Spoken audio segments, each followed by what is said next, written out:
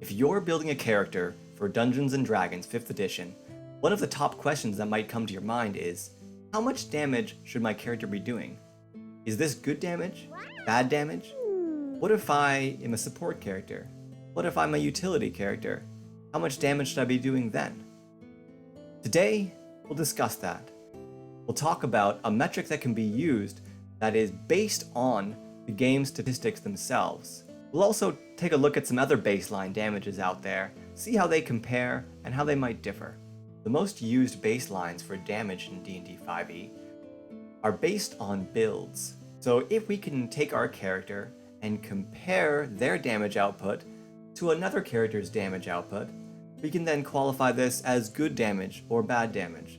These are useful and they can be really helpful, but they do feel to me as if they're arbitrary lines drawn in the sand. The guide I want to talk about today is going to be based upon the HP of our monsters we're fighting. So let's talk about how this baseline would be constructed and how we can make it broadly applicable across all different types of encounters and all different parties. There are two questions we need to answer before we can really dive into what our damage guide looks like. The first question is, what is the difficulty of our encounter? In 5th edition, encounters are divided into 4 different difficulties: easy, medium, hard, and deadly.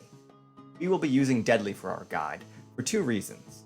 The first being, when we get to that point that it's really tough fight coming our way, we want to make sure that our damage calculations are coming in strong at that fight. We want to build for the worst case scenarios. The second is that through most of my research online, it seems that people run about 1 to 3 difficult encounters per day. If we take a look at the DMG's Adventuring Day XP pool, it takes up about 3 deadly encounters. So this fits here. The second question we need to answer is, what does this encounter look like? Now there are so many different types of encounters. We can have many smaller enemies, one large one, and anywhere in between.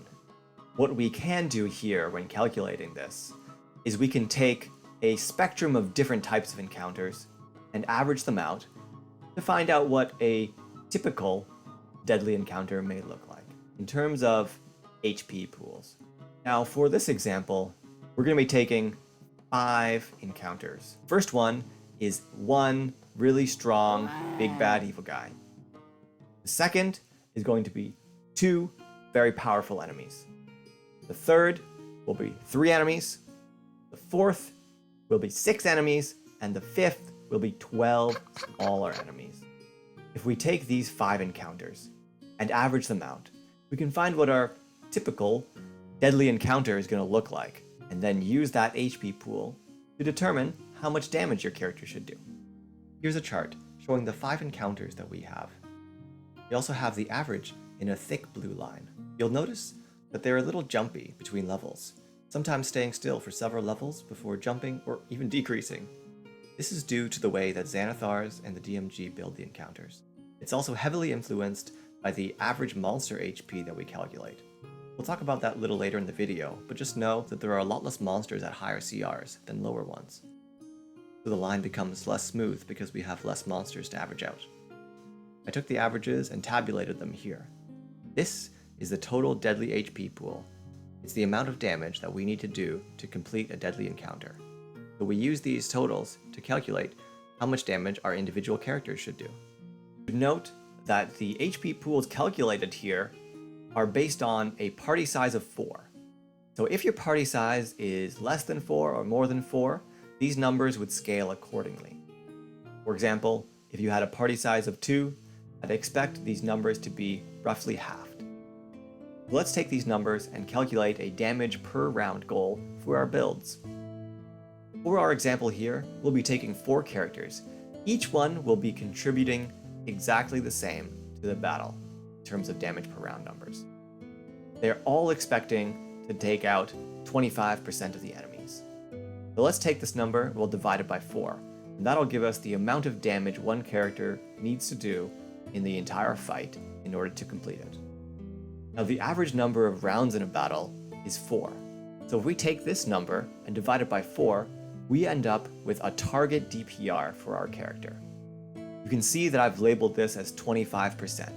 That means a character dealing this much damage over the course of 4 rounds will deal 25% of the damage. I should note that again, these DPR numbers are based on HP. So if you're doing your DPR calculations for your build, make sure you're taking hit chance or failed save chance into account, because that's very important here. Now, most parties are not going to be dealing damage equally between all characters.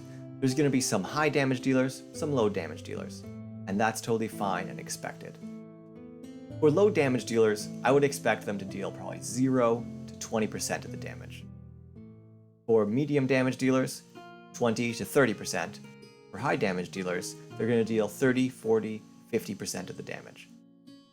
I like to think of this percentage as combat space. If you have 4 characters that are each dealing 25%, they're all taking up a quarter of the combat space. Another character is hitting 70% in this guide, they'll be taking up 70% of the combat space, leaving 30% to the remaining 3 party members. And splitting the 30% between 3 party members might be totally fine. Depends on their build, and depends on your party composition. If you're a pacifist character and you're dealing 0%, you might be leaving quite the wide gap for other party members to take care of. This idea of combat space using this guide can help us figure out how much damage our character should do instead of how much damage our character can do. It helps us make space for other characters, and it helps us figure out how much space our build is going to take up in the party. Let's talk about other baselines and see how they compare to this guide. The first baseline that's commonly used is a Eldritch Blast Warlock that focuses on Hex and boosts their charisma at every opportunity. As you can see from these numbers, the expected damage floats around 25 to 30%. We can therefore say that the Warlock with Eldritch Blast is falling into the average damage category. If you had 4 Warlocks using the same build, you could expect their damage output to be enough to handle deadly encounters appropriate for the level. Let's take a look at another example baseline.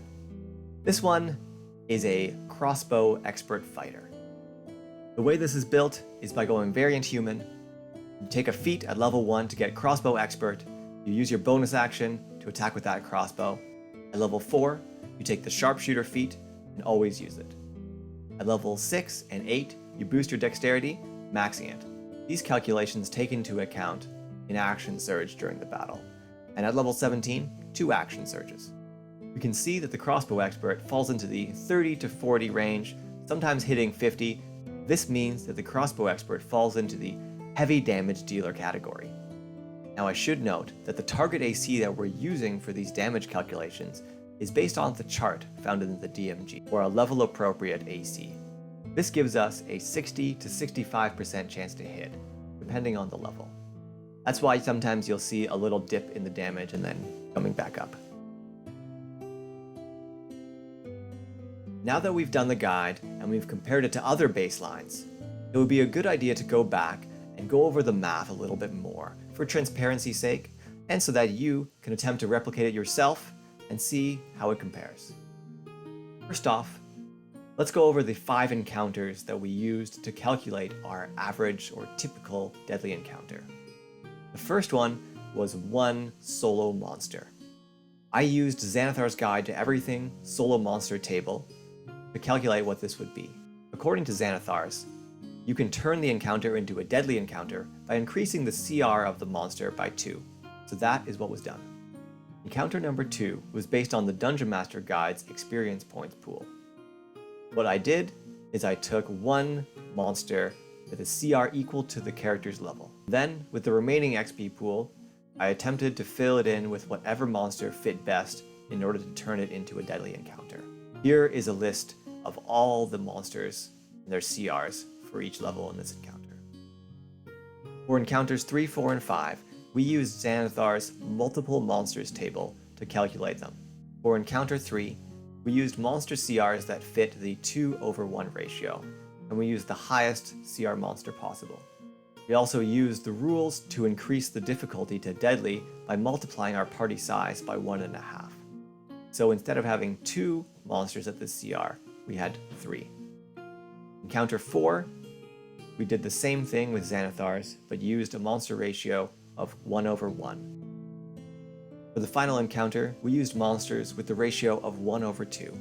This gave us 12 monsters. We then take these 5 encounters and average them out. This next part might not be as reproducible. Here, I calculate the average HP for a monster for every CR by grabbing monsters from many different sources and averaging them out. I've listed here the number of monsters that were used for every CR. As we get into higher levels, we see that the monsters here significantly drop off in number. As we take a look at the average HPs for monsters at high CRs, we see that it gets rocky. So if you were to attempt to reproduce this on your own, you likely would get very similar results, but I would be surprised if it was identical. So, I hope that you enjoyed this. I hope that you can use this to better calculate your DPR for your characters and figure out what their space in the combat is and how much damage they should be doing based on their role. If you've enjoyed it and you think it could be used in your game or your damage calculations, please comment below, let me know what you think, let me know what we could improve. I also hope that if you enjoyed it, you'll like and subscribe and see a lot more content like this. I'll be doing lots of builds in the future and other interesting reports like this.